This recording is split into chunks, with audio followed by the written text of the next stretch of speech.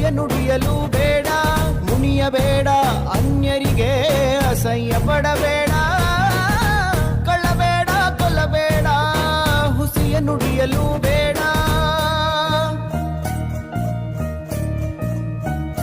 ತನ್ನ ಬಣ್ಣಿಸಬೇಡ,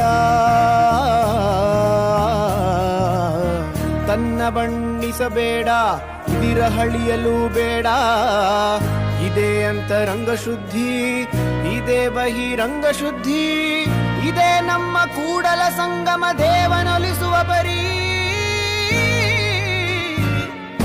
ಹೇ